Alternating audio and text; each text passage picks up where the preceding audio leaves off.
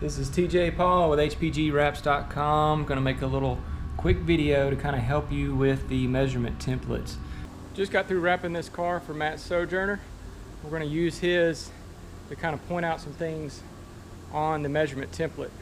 Now, I don't want you to pay too much attention to the letters that I'm talking about because the templates are going to be a little different from street stocks to modifieds to late models, and then I even may change them in the future, but these principles as far as the measurements that we need are going to stay the same.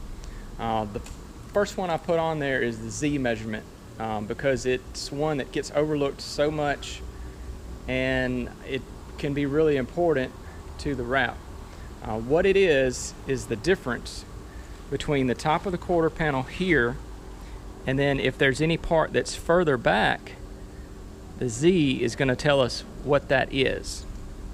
You'll see on the Z that I've drawn a straight line from the top to the bottom, and we're just trying to figure out that little bit that hangs out past that. Not all cars will have this. If yours is straight up and down, just write 0 so that I know that you've checked this. If you get confused on the Z measurement, there's even a little explanation over here on the side. So I've taken a tape measure and I've got it along the edge at the top, and going straight down, you'll see a little bit of metal hangs out past that point. So that would be the Z measurement, and it'll be about an inch. Not a really big number on a wrap, probably wouldn't matter that much, but for the cars that have more tail in it than Matt's does, that can be very important, because if you have any stickers along the bottom, that Z measurement pulls all those back. And if you didn't give me that measurement, you might lose a sponsor or contingency decal that would go right here. So for the A, you're going to start here. It's the very furthest back part of the quarter panel at the top. Everything else is going to pretty much hinge off of this. One thing that he caught is there was a little difference in the design here, and Matt was smart enough to know that whenever he measured, he always started at this point, not this one here, because then that would have made his wrap short by about that much. So for A, you're going to start here. If it had plastic floppers instead of full metal fenders, you'd probably stop somewhere around in here, wherever the sheet metal stops. But for Matt, he's going to go all the way to the front, and that's your A measurement. From that point on, it's pretty simple. You're not going to subtract the Z, you're going to start here for B. Go to this cutout. This would be the next measurement here between those 2 points. Then the next measurement would be the bottom of the door to here. And then if you have full fenders, you're going to measure from here to here. If the car is pretty square in the front and in the back, your total A measurement and your bottom measurements are going to be really close. Now, if your car tails out in the back, or if the fender sticks further forward in the front, those measurements won't add up to the same. So the next measurement right now on the street stock template, it's lettered as M, but it's going to be from this point, and Matt was smart to know not to measure from this point, because we're trying to go from that.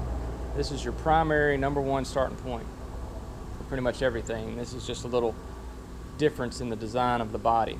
So you're going to go from here to here, and that tells us where the sail panel starts in relation to the back of the quarter panel.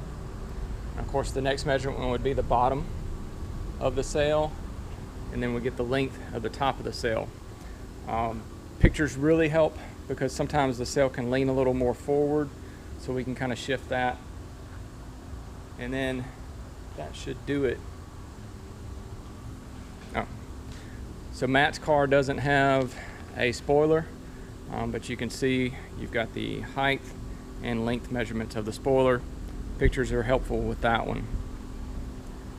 Another thing pictures can help with, you may not see it in the video, but Matt's door and quarter, where they meet, the quarter panel kind of drops off a little bit and slopes downhill. I can pretty much tell from good pictures of a quarter panel about how much to adjust for that whenever I'm printing the wrap. After you do all the length and horizontal measurements, then it's all vertical. Always going from that top point to the bottom. From right here to there.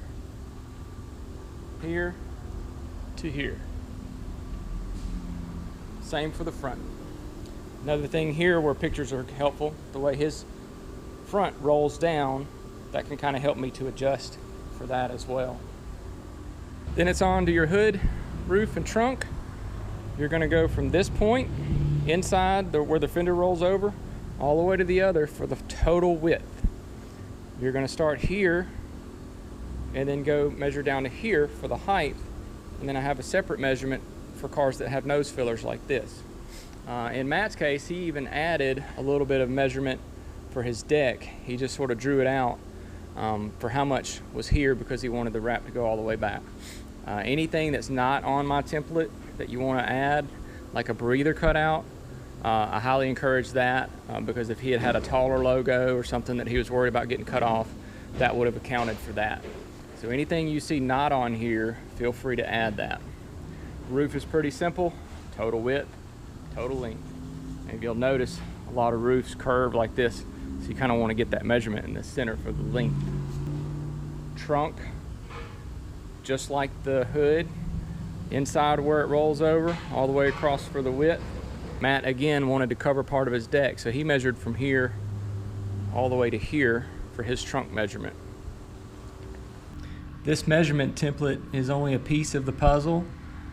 Once you get done taking all of your measurements, get some pictures of the car to kind of show us some things that might not be well explained enough just from taking this measurements on the template, such as a quarter panel that's not straight and instead drops down here in the back, or if the fender has a hump over it there, or if the front part of the fender rolls down. Pictures are very helpful with those sorts of things.